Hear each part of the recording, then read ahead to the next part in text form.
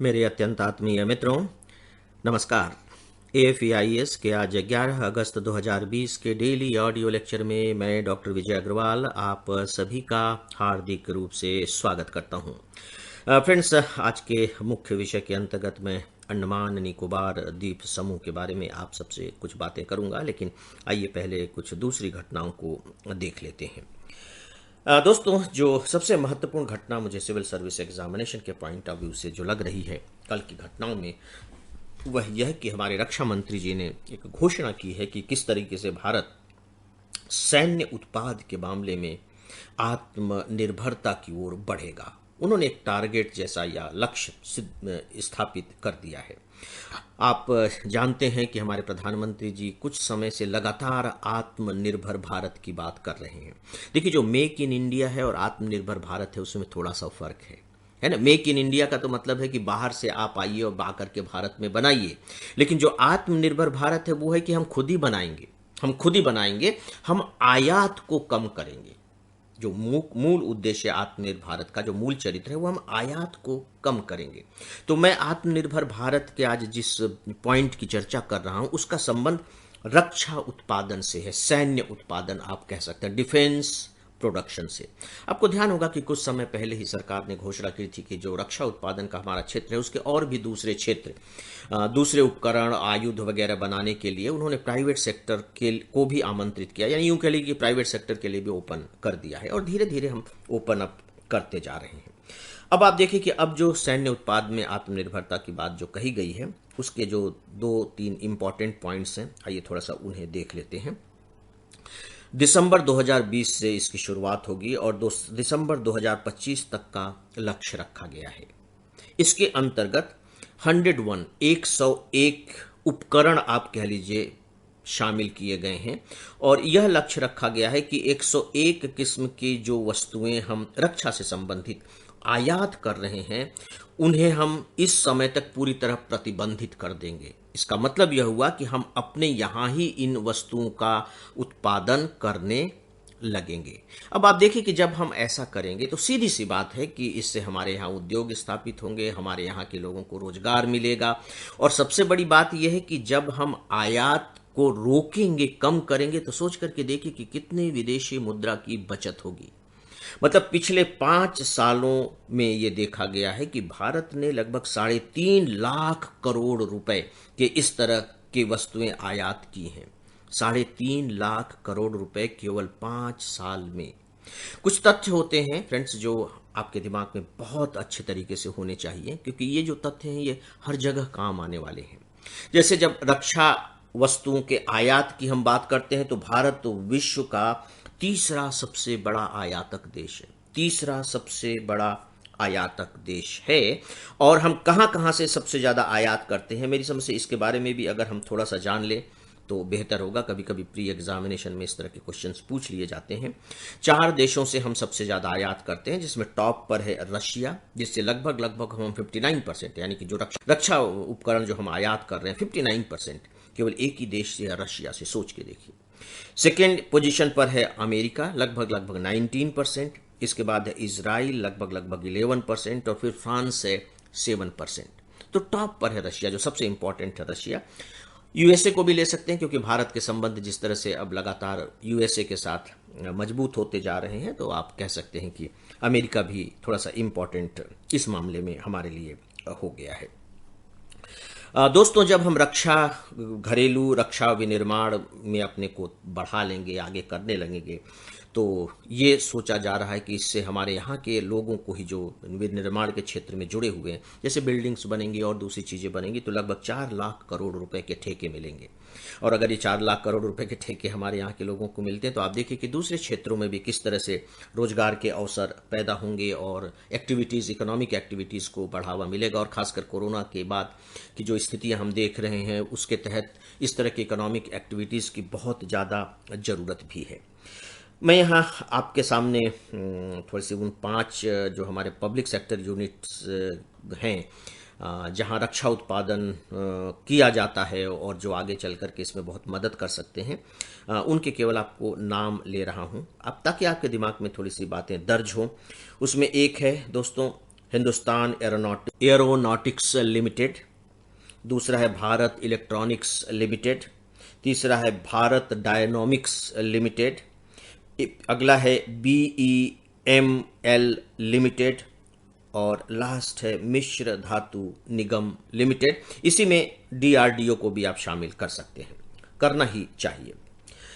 दोस्तों, जब हम ऐसा करेंगे तो कैसे कर सकते हैं, ये कैसे संभव होगा, हमारे पास कैसे इतनी पूंजी आएगी, इसके बारे में एक दो सजेशन आप को मैं देना चाहूँगा जो अखबारों में दिए हुए भी एडिटोरियल कमेंट्स में। एक सजेशन तो ये है कि भारत को अपने यहाँ इंटेंसिव डिफेंस इंडस्ट्रियल कॉम्प्लेक्स बनाना चाहिए। सेज की तरह है, आप कह लीजिए, है ना, स्पेशल इकोनॉमिक जोन जैसे बनाते हैं, तो ये डिफेंस प्रोडक्शन के लिए है। तो अगर हम एक्सटेंसिव डिफेंस इंडस्ट्रियल कॉम्प्लेक्स बना लेंगे तो उस डिफेंस से रिलेटेड जितनी भी छोटी छोटी चीज़ें होंगी सब उसी के अंदर ही बननी शुरू हो जाएंगी। तो इससे इसको बहुत ज़्यादा बढ़ावा मिल सकेगा और इसके तहत बाकायदे पब्लिक सेक्टर और प्राइवेट सेक्टर दोनों को शामिल किया जाना चाहिए कि दोनों यहाँ आएँ और जो हमारा डिफेंस प्रोडक्शन है उसके लिए काम करें। जहाँ तक कैपिटल की बात है तो टाइम्स ऑफ इंडिया ने सजेस्ट किया है कि करना ये चाहिए कि हमें अपनी सेना के मॉडर्नाइजेशन की तरफ जाना चाहिए, आधुनिकीकरण की तरफ। और ऐसी स्थिति में जो लोग हैं आर्मी में, जो फोर्स है हमारी, उनमें लोगों की संख्या कम की जाए और उससे जो पैसा बचेगा उसको फिर वो जो संसाधन हमारे पास बचेंगे उसका इस्तेमाल फिर डिफेंस प्रोडक्शन के लिए किया जाए। तो इस तरह से कैपिटल की भी जो समस्या है वो थोड़ी कुछ आप यूं कह लीजिए कि हल हो सकती है। तो दोस्तों, ये मुझे लगता है कि एक इम्पॉर्टेंट टॉपिक है, इस पर आपको सतर्कता बरतनी चाहिए और जब भी आपको नए तथ्य इसके बारे में जानने को मिले तो नोट कर लेना चाहिए।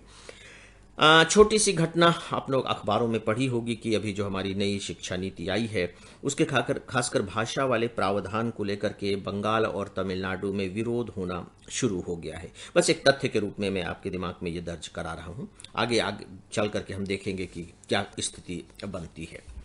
फ्रेंड्स, अब मैं आता हूं आज के मुख्य विषय पर, वो है अंडमान निकोबार द्वीप समूह।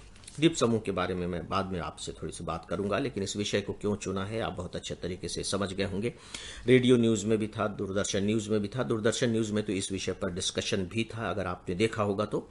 और खासकर ये एक अकेजन ये है कि चेन्नई से लेकर के पोर्ट ब्लेयर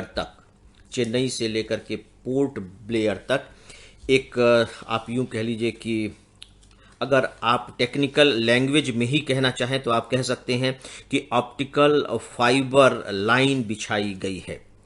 और खासकर ये जो ऑप्टिकल फाइबर केबल आप कह लीजिए बिछाई गई है, जो लगभग 2300 किलोमीटर लंबी है।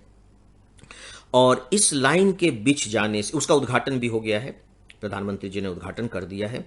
2 साल पहले, लगभग 2 साल पहले, दिसंबर 2018 में इस प्रोजेक्ट की शुरुआत की गई थी और अब आप देखिए कि अगस्त 2020 में इस प्रोजेक्ट को पूरा कर लिया गया है। और इसके पूरा होने के बाद अब जो अंडमान निकोबार द्वीप समूह हैं पूरे के पूरे, उसमें डिजिटल सेवाएं बहुत अच्छी हो जाएंगी, पर्यटन को भी इससे बहुत बढ़ावा मिलेगा, वहाँ जो इकोनॉमिक एक्टिविटीज़ हैं डेफिनेटली उससे भी बहुत मदद मिलेगी। 2-3 और चीज़ें हैं जिसकी तरफ प्रधानमंत्री जी ने विशेष रूप से ध्यान आकर्षित किया है, या कह लीजिए कि मेंशन किया है। उन्होंने कहा है कि जो समुद्र से जुड़े हुए जो देश हैं उनके साथ हमारे संबंध इसकी वजह से बहुत मजबूत होंगे। देखिए, जब आप कनेक्टिविटी बढ़ा देते हैं सूचनाओं की तो डेफिनेटली ये बहुत ज़्यादा आपको एम्पावर्ड करते हैं।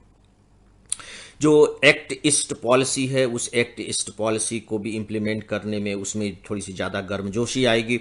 साउथ ईस्ट एशिया के जो देश हैं, आप अंडमान निकोबार, मैं सजेस्ट करूंगा कि आप मैप पर जाएं और अंडमान निकोबार की लोकेशन को देखें तो ये साउथ ईस्ट एशिया में पड़ता है और ये पूरा का पूरा क्षेत्र है सामरिक दृष्टि से बहुत ज़्यादा महत्वपूर्ण है। नवल का तो बहुत बड़ा सेटअप ही हमारे अंडमान निकोबार द्वीप समूह में है। तो एक्ट ईस्ट पॉलिसी को लागू करने में हमें सहूलियत होगी और साथ ही साथ जो इंडो पैसिफिक जो रीजन है उसके साथ भी हमारे संबंध, वहाँ जो देश हैं उनके साथ भी हमारे संबंध काफ़ी मजबूत होंगे। इसी रेडियो न्यूज़ अगर आपने सुनी हो तो ठीक इसके बाद ही हमारे जो केंद्रीय मंत्री हैं सूचना प्रौद्योगिकी के, उनका भी एक स्टेटमेंट आया था और उन्होंने कहा था कि हमारे जो बॉर्डर के गांव हैं, जो सामरिक महत्व के हैं, बॉर्डर के तो बहुत गांव हैं लेकिन जिनकी एक तरह से कह लीजिए रणनीतिक महत्व है, उनसे वो मोबाइल फैसिलिटी बहुत तेजी के साथ उन्हें प्रोवाइड की जाएगी। मोबाइल फैसिलिटी, अब यहाँ भी देखिए कनेक्टिविटी की बात है। अंडमान निकोबार के लिए भी जो कनेक्टिविटी की बात हुई है, अभी जो मैं कर रहा था, उसका एक संबंध कहीं ना कहीं सामरिक महत्व को लेकर के है। सामरिक महत्व का मतलब हुआ राष्ट्रीय सुरक्षा, और जो राष्ट्रीय सुरक्षा है आपके सिविल सर्विस के बकायदे सिलेबस में है। दोस्तों, खासकर मैं एक बात कहना चाहूंगा कि जब भी आप न्यूज़ सुनते हैं तो न्यूज़ को बिल्कुल तात्कालिक रूप में ज्यों का त्यों मत लीजिए। न्यूज़ से आपको केवल एक क्लू मिलता है। उदाहरण के तौर पर अंडमान निकोबार द्वीप समूह में ये फाइबर ऑप्टिकल केबल बिछाया गया, ठीक है। तो अंडमान निकोबार के बारे में इतनी चर्चा हुई, प्रधानमंत्री जी ने इतनी बातें की, दूरदर्शन पर इसके बारे में बाकायदा डिस्कशन आया, हो सकता है कि एडिटोरियल कमेंट भी आए। इसका मतलब है कि अंडमान निकोबार के बारे में केवल आपको अपनी तैयारी यहीं तक सीमित नहीं रखनी है, बल्कि इसे थोड़ा सा बढ़ाना भी है। तो जब बढ़ाने की बात आएगी तो फिर होगा कि आप कहाँ बढ़ाएंगे, कैसे बढ़ाएंगे। तो वहां पर फिर आपके जो प्रीवियस ईयर्स के क्वेश्चन पेपर हैं वो आपकी मदद करते हैं। आप प्रीवियस ईयर्स के क्वेश्चन पेपर उठा करके देखिए। मेंस की बात मैं नहीं कर रहा हूं, लेकिन प्री में आप पाएंगे कि शायद ही कोई वर्ष ऐसा रहा हो जब अंडमान निकोबार के बारे में क्वेश्चन न पूछा गया हो प्री में। और ज्यादातर जो क्वेश्चन आते हैं वो खासकर उसकी लोकेशन को लेकर के, लोकेशन जैसे कि अब वहां रेन फॉरेस्ट है, ट्रॉपिकल रेन फॉरेस्ट, उष्ण कटिबंधीय वन है, तो वर्षा की क्या मात्रा होती है, वनों की क्वालिटी क्या है, वहां के कोरल रीफ किस तरीके के हैं, इससे जुड़े हुए क्वेश्चन आ जाते हैं। एक साल मुझे ध्यान आ रहा है कि वहां जो आदिवासी जो जातियां रहती हैं उनको लेकर के प्रश्न पूछे गए थे। आपको मालूम होना चाहिए कि उस क्षेत्र में कौन कौन सी आदिवासी, जो प्रसिद्ध जो आदिवासी जातियां हैं जिनको आप ट्राइब्स कहते हैं, वो कौन कौन सी हैं। अगर आपको थोड़ी सी बातें ये पता लग जाती हैं तो वहाँ आंसर देना आपके लिए आसान हो जाता है। उसके लोकेशन को देखने के बाद आप और देखिए कि क्या ये इंडोनेशिया के पास है, तो इंडोनेशिया के पास कैसे है, थाईलैंड से इसका क्या संबंध है, म्यांमार कहाँ आसपास है, क्योंकि ये सब देश हमारे लिए इंपॉर्टेंट हैं। क्योंकि जब हम रक्षा संबंधी बात करेंगे तो थाईलैंड, म्यांमार, इंडोनेशिया ये मायने रखेंगे।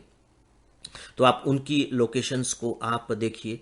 कुल मिलाकर के है कि अंडमान निकोबार के चैप्टर को थोड़ा सा पलटिए और थोड़ा सा जान लीजिए कि अंडमान निकोबार क्या है, किस तरीके का है। एक साल तो यही पूछा गया था कि अंडमान निकोबार का जो हाई कोर्ट है वो किसके कहाँ है, मतलब कैलकाटा में है या चेन्नई में है। मुझे ध्यान आ रहा है कि इस तरह का भी क्वेश्चन एक आ गया था। तो दोस्तों, सिविल सर्विस की तैयारी करते समय इस बात का थोड़ा सा ध्यान रखना पड़ता है। तो दोस्तों, मुख्य विषय के बारे में बस इतना ही। न्यूज़पेपर्स की क्लिपिंग्स मैं आप सबको प्रोवाइड कर रहा हूँ, आप सब देख लेंगे। ईमेल लिखने वाले सभी मित्रों को धन्यवाद देता हूँ। और इन्हीं में से कुछ दोस्तों के नाम हैं: प्रियंका रावत, सुष्मिता देशमुख भिलाई छत्तीसगढ़ से, कृष्ण कुमार यादव परसा बिहार से, और अंकित राज मुंबई से। आप सबका बहुत बहुत आभार। और मित्रों, जैसा कि आप जानते हैं कल जन्माष्टमी का पर्व है। जन्माष्टमी की मेरी ओर से, एकेडमी की पूरी टीम की ओर से, मैडम प्रीति अग्रवाल की ओर से, और आप सभी की ओर से बहुत बहुत शुभकामनाएं। और इसी के साथ ही एक दिन के बाद यानी कि 13 अगस्त को आप सबसे फिर मुलाकात होगी, फिर बातें होंगी। तब तक के लिए आप सबसे अनुमति चाहूँगा। नमस्कार।